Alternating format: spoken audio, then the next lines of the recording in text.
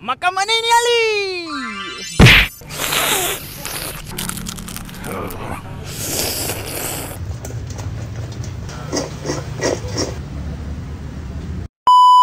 Kedai warung menu western chef 5 star hanya di Melayu Campur Padang Jawa Shah Alam. Ini kedai sangat humble tau, tapi dia punya menu macam VVIP oh. Nama kedai saja Melayu tapi dia punya masakan full overseas. Betul-betul Melayu campur. Saya mukul rasa hari ni chef mesti salah server punya. Mungkin ada orang putih masuk dalam badan dia. Mana mau dapat spaghetti goreng mama. Masakan western dia betul-betul tekak Malaysia no. Nama pun kedai dekat Walong, mestilah harga pun warga Walong mah. Dah lah chef dia sangat profesional. Portion pun tak kedekut sampai saya wukong pun happy.